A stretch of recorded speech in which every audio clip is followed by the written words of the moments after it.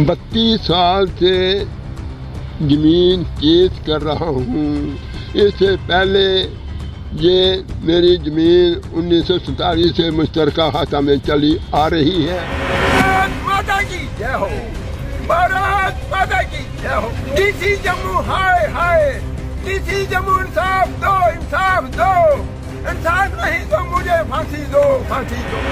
1970 से 71 से लेके मैं ज़मीन की काश्त भी करता रहा खुद भी, और कुछ ज़मीन हमने अपने चाचा जी को दी, हरनाम सिंह को, जिसके साथ केस चल रहा है।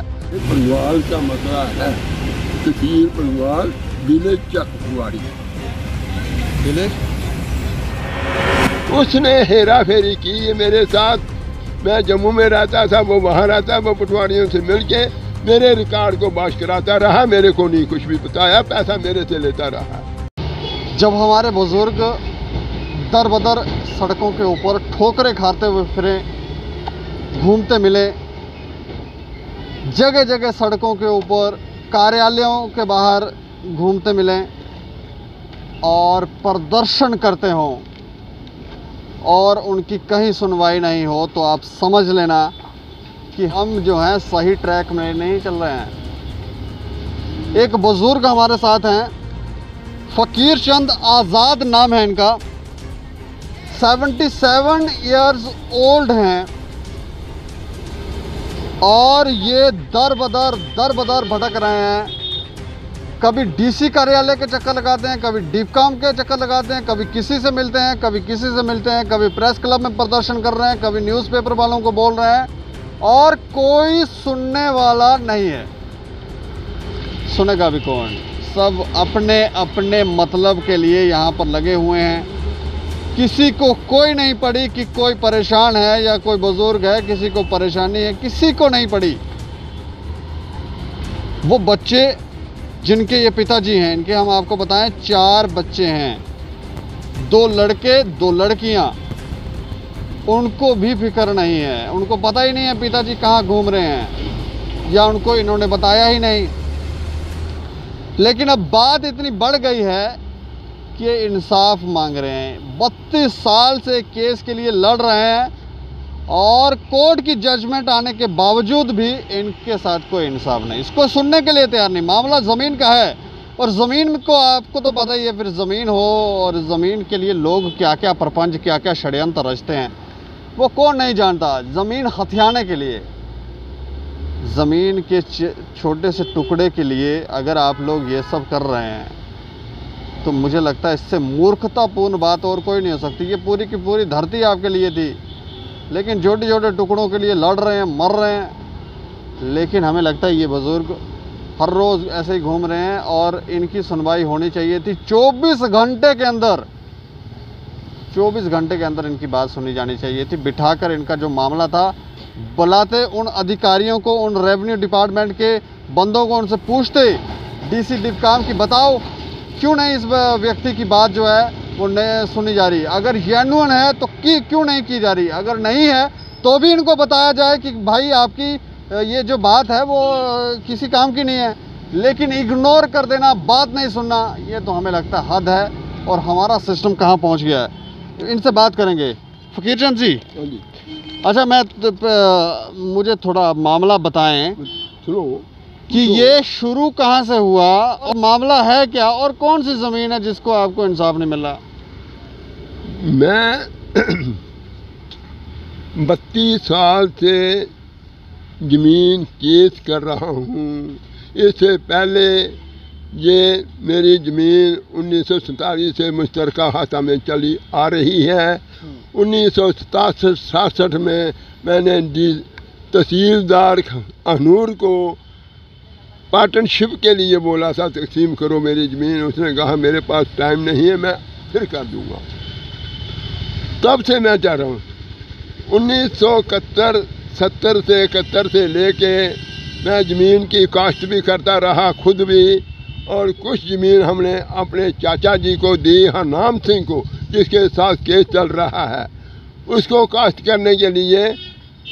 क्योंकि हम सर्विस करते थे जम्मू में, हर बार काश्त करने के लिए नहीं जाते थे, हम ट्रैक्टरों से भी काश्त करते थे, खुद भी करते थे, हल चलाते थे, हमने खुद साफ़ की है ज़मीन। उसने हेरा फेरी की है मेरे साथ। मैं जम्मू में रहता था, वो वहाँ रहता, वो पटवारियों से मिल के मेरे रिकॉर्ड को बाश कराता रहा, मेरे को नहीं कुछ भी बताया, पैसा मेरे से लेता रहा। तब से जे 1971 से लेकर 1987 तक मेरे को गल्ला भी देता रहा। मैं गल्ला वसूल करता, मेरे पास रसीदें हैं उसकी, जो मैंने उसको पैसा दिया वो मेरे सब कुछ है, रिकॉर्ड है। मैंने रिकॉर्ड तहसीलदारों को बताया है, पटवारियों के, पर कोई सुनवाई नहीं करती। उसके बाद पहला फैसला मेरा 2006 में आया है। बोले कि मैं हनूर तहसीलदार के पास गया, उसको ऑर्डर किया है कि इसका जो भी रिकॉर्ड बाश किया है उसको ठीक करो और इसको तकसीम करो ज़मीन को। पर तहसीलदार हनूर ने 2.5 साल मेरे को घुमाता रहा, मेरा रिकॉर्ड ठीक नहीं किया। आखिर में उसने पैसे की ऑफ़र की मेरे को, मैंने उसको पैसा दिया। आधे घंटे में मेरा रिकॉर्ड मेरे नाम करके और ऑर्डर मेरे को दे दिए, तुम प्रगवाल में जाओ। तो क्या नाम था तहसीलदार का? और तहसीलदार अभी उसका रतन सिंह है वगैरह ऐसे नाम है। अच्छा, और कन्फर्म कर सकते हैं 2006 में 2007-8 में कौन सा तहसीलदार था वहाँ अखनूर में। मैं गया वहाँ, नायब तहसीलदार ने पटवारी को कहा, पटवारी ने मेरे को बुलाया, उसने ज़मीन का नक्शा बनाया और शेयर होल्डरों का नक्शा बनाया, ज़मीन के कितने शेयर हैं, शेयर बनते हैं हमारे हैं। उसने भी पैसे की ऑफर की मेरे को। अच्छा। 70,000 रुपया मांगा पटवारी ने और मैंने उसको पैसा दिया। उसने मेरे को टाइम दिया 29/4/2009 को आप आए, मैं तेरे को ज़मीन तकसीम करके दूँगा। पटवारी का नाम है रजाक मोहम्मद, अर्जोरी का रहने वाला। जब 29 को मैं गया, 29/4 को गया, पटवारी ने मेरे को कहा वो तेरे पर अपील कर गए हैं। अच्छा, दूसरी पार्टी अपील कर गई। वो अपील पटवारी ने खुद की थी, मेरे से ज़्यादा पैसा उनसे लिया और अपील करवा दी। मेरे को कहा जब तुम इसका फैसला लेके आओगे मैं उसी टाइम आपको ज़मीन तकसीम कर दूंगा। चलो देखो, मुझे आगे चलना पड़ा, चलता रहा। फिर उस अपील का भी फैसला 1.5 साल के बाद हो गया मेरे नाम, मेरे पास रिकॉर्ड है। ये इनका काम था केस करना और वहाँ हाजिर नहीं होना। वो रिकॉर्ड आप ट्रिब्यूनल कोर्ट में देख सकते हैं उसके बाद मैंने ACR को ये केस किया, पार्टनरशिप का, ज़मीन तकसीम नहीं हो रही, ये मेरी ज़मीन तकसीम। ACR जम्मू को मैंने केस वहाँ लगा दिया। 2.5 साल केस चला। 2.5 साल के बाद फिर फैसला मेरे हक़ में हुआ। वो पार्टी वहाँ नहीं गई, उनका वकील नहीं गया, वो पार्टी नहीं गई, फैसला मेरे हक़ में हो गया, मैंने दे दिया। मेरा वकील खुद लेटर लेके, ऑर्डर लेटर लेके, तहसीलदार BA शर्मा हनूर का 2012-13 में वो वहाँ था, उसको दे के आए, भाई इसका ऑर्डर है, इसको ज़मीन तकसीम करो। उसने ले लिया लेटर। फिर वो घुमाता रहा, मेरे को वकील का काम किया है, उसने फैसला करा के दे के आ गया, बोल के आ गया। आगे मुझे लड़ना था। हाँ। मैं लड़ता रहा, उसको बहुत कुछ कहा मैंने, वो कहता मैं क्या कर सकता हूँ, पटवारी नहीं मानता है, नायब तहसीलदार नहीं मानता है। मुझे ये समझ नहीं आती, तहसीलदार का ऑर्डर, DC का ऑर्डर पटवारी नहीं माने, नायब तहसीलदार नहीं माने, तहसीलदार नहीं माने, वो कौन सी गवर्नमेंट है। वो चला, उसमें फिर मेरे से पीछे से फिर उन्होंने ट्रिब्यूनल कोर्ट में दोबारा अपील कर दी। 2 साल वो भी केस चला, उसमें भी फैसला मेरे हक़ में हुआ। उसमें ट्रिब्यूनल कोर्ट ने लिखा तहसीलदार को, भाई आप खुद वहाँ जाओ, वहाँ क्लैरिफिकेशन लो गाँव से जो मुजद आदमी हैं, क्या ज़मीन में इसका हिस्सा है या नहीं है, ज़मीन कौन सी किस्म की है, ज़मीन के कुछ किस्में होती हैं, वो लिखा है मेरे पास में, जुबानी नहीं है। वो तहसीलदार वहाँ नहीं गया 6 साल, बिल्कुल उसने इंक्वायरी नहीं की।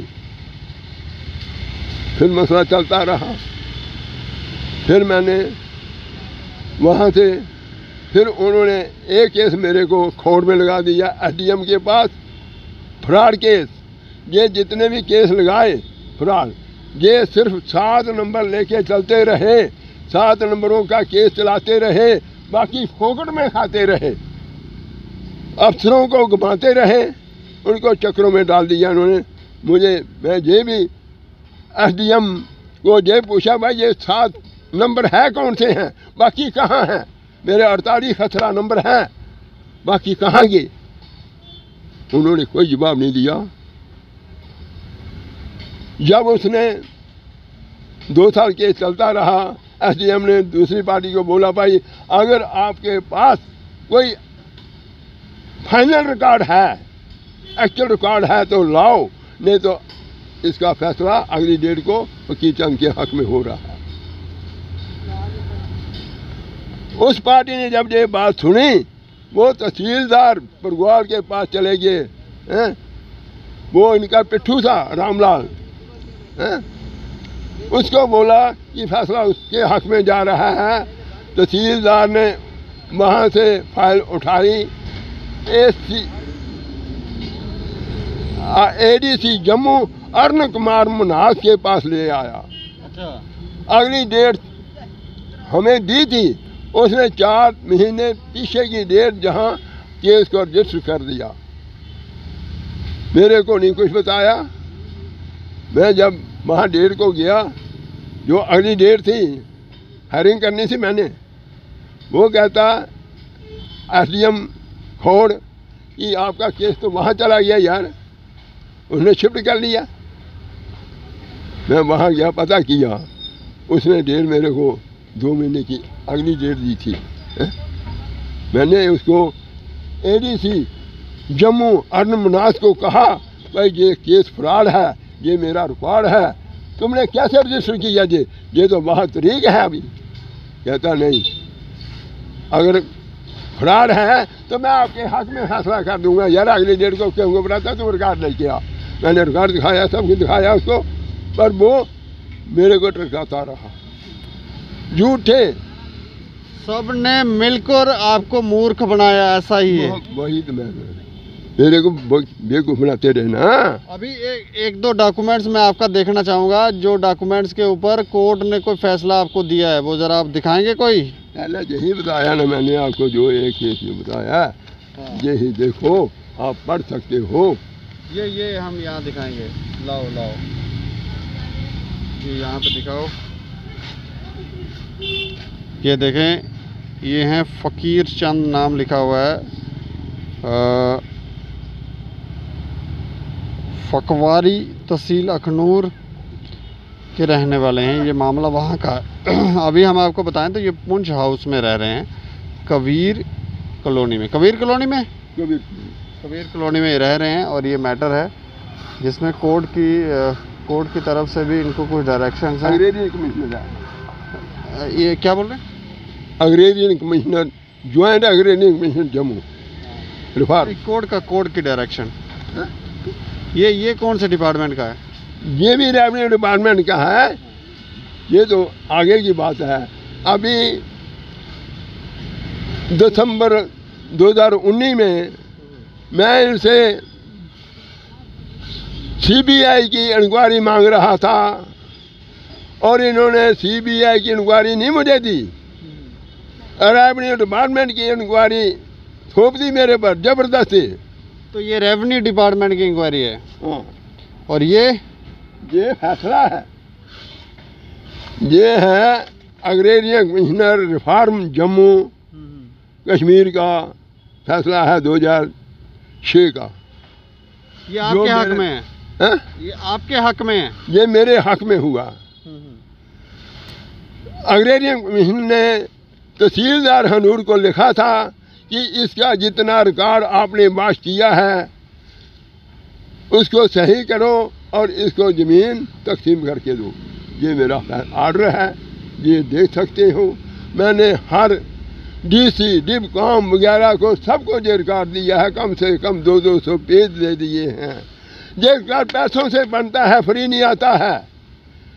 और रेवेन्यू डिपार्टमेंट ने मेरे को रिकॉर्ड दिया, पैसा लिया मेरे से। जहाँ 5 रुपए का था वहाँ 20 रुपए लिए मेरे से उन्होंने, रेवेन्यू डिपार्टमेंट वालों ने। हाँ। और ये तो ऐसा लगता है महाभ्रष्टाचार जो है यहाँ फैला हुआ है। एक मजबूर व्यक्ति का आप इतना फायदा उठाएंगे। अच्छा, उसके बाद ये केस चल रहा है। अभी मैं आपको एडीसी की बात बता रहा था। एडीसी के केस के दरमियान में मैं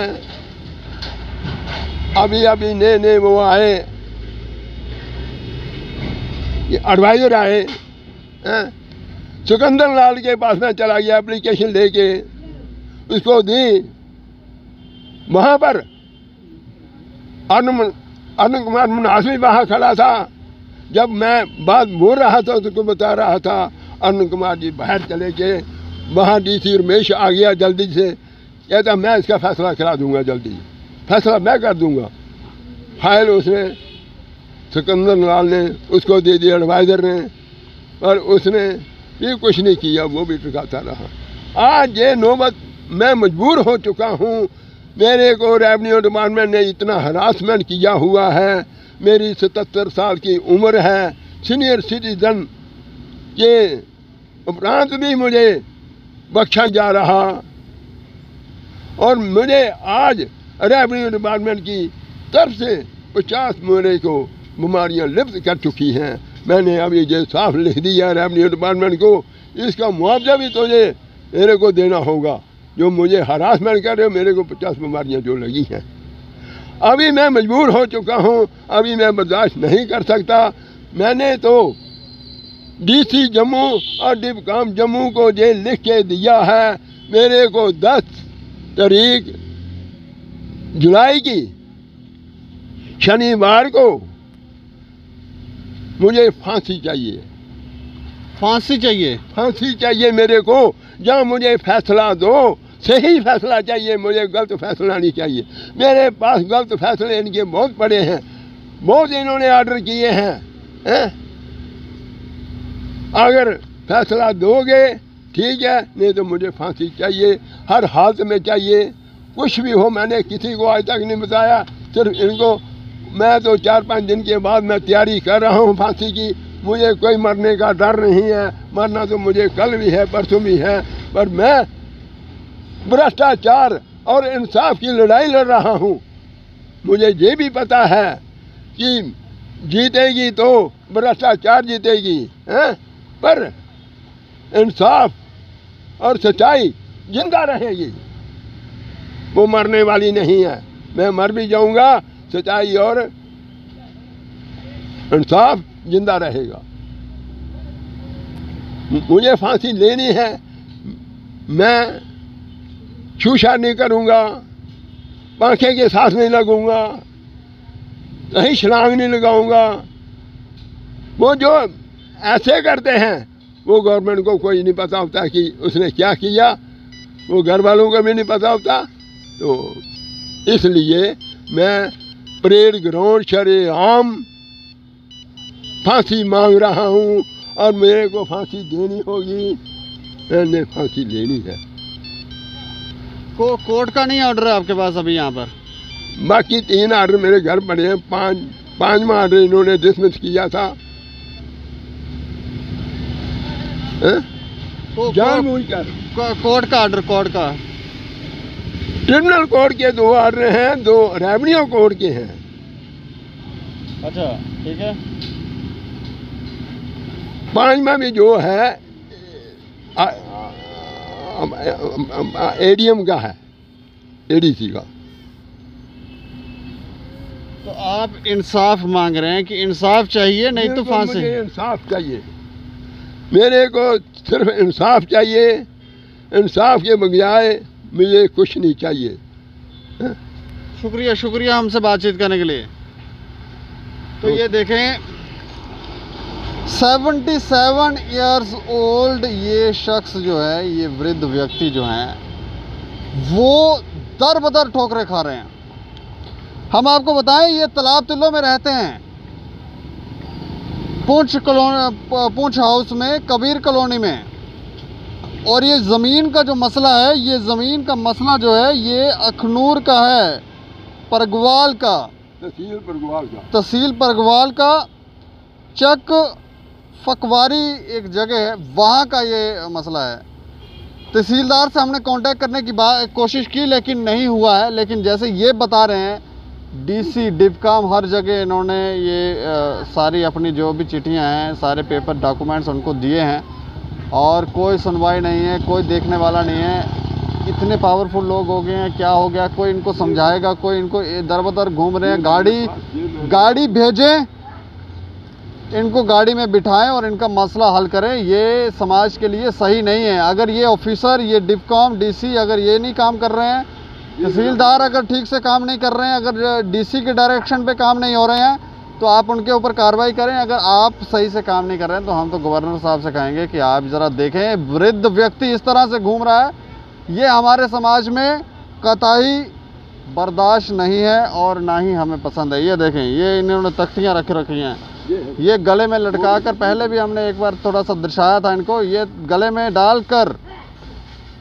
डालकर ये लोग प्रदर्शन कर रहे हैं। ऊपर लिखा है भारत माता की जय, जम्मू डीसी अंशुल गर्ग जी मुझे न्याय दो, न्याय दो। और अब इन्होंने एक और बड़ी बात ये कह दी है कि हम जानते हैं कि भ्रष्टाचार के सामने हम हारेंगे, लेकिन फिर भी हम लड़ेंगे और अंत में विजय सत्य की ही होगी। अब ये विजय तभी होगी जब कोई ढंग के ऑफिसर, कोई जो इस खबर को देख रहे हैं उसके ऊपर कोई रिएक्ट करें, इनके घर जाएं, इनसे पूछें क्या परेशानी है, बैठ के समझें, डॉक्यूमेंट्स देखें। अगर ये सच है तो जिन लोगों ने इनके साथ अपराध किया है, हम तो कहेंगे उनको पहले जो सज़ा मिलनी थी उससे दुगनी सज़ा दें, उनकी भी ज़मीनें इन्हीं को दे दें। ऐसे लोग जो अपने ही लोगों के साथ इस तरह से कर रहे हैं तो कैसे चलेगा। बाकी आप लोग राय ज़रूर रखें और देखते रहें दैनिक सवेरा समाचार। मुझे और मेरे सहयोगी अरुण डोगरा को दें इजाज़त। नमस्कार।